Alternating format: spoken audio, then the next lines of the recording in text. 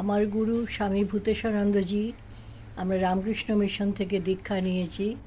তো এই জন্যে আজকের দিনটা আমাদের কাছে বিশেষ মহত্ব রাখে।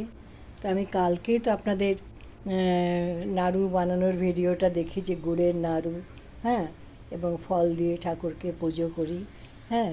আর সকাল থেকে খুব ভালো লাগছে। তো আমি ভাবছিলাম যে কখন ভিডিও করব, কিন্তু একা হাতে তো সমস্ত মুখে ম্যানেজ করা একটু কঠিন হয়ে দাঁড়ায়।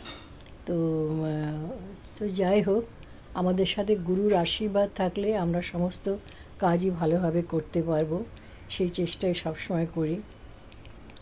আর এখানে দেখুন সব ঠাকুর আছেন, হ্যাঁ। একের পর এই বর্ষাকাল যাওয়ার পর থেকে এক এক করে উৎসব শুরু হয়ে যাবে। রাখি, গণপতি, দুর্গাপুজো, 12 মাসে 13 পার্বণ যে কথাটা আছে বাংলা, সত্যিকারে 12 মাসে 13 পার্বণ কেন? মানুষের জীবনে বর্ষার সময় মানুষ অনেকটা ডিপ্রেসড হয়ে পড়ে, হ্যাঁ। তাদের ঘর থেকে বেরোনো যায় না, তার নানা রকম অসুখ বিসুখে। তো এমনভাবে প্রকৃতি করেছে যে তার থেকে আবার বের করার জন্য নতুন নতুন উৎসব শুরু হয়, হ্যাঁ। যেমন রাখি হবে, তারপরে দুর্গাপূজা হবে, গণপতি হবে। মানুষ সবাই একসাথে মিশে তখন হাসি আনন্দে সব কিছু তারা আবার এনার্জি তারা নিতে পারবে।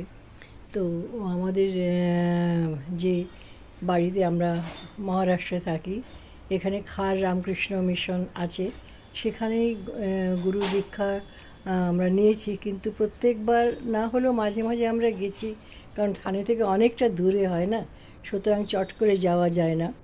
তো আমরা বাড়িতেই বসে উৎসব করি। আর আমার বাড়িতে ঠাকুরের মানে নামগান হয় মাসে একবার।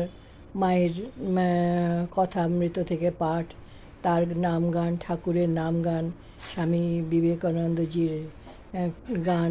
তারপরে ঠাকুরকে নিবেদন করেছিলেন স্বামী বিবেকানন্দ, যেতি সাজা গেলে তোমারে হারাবো, সেতি আমার জাগায়ও না, হ্যাঁ। তো এরকম বিভিন্ন গানে 1 ঘন্টা আমাদের বাড়িতে প্রায় প্রতি মাসে আমার বাড়িতে গুরু বন্দনা হয়।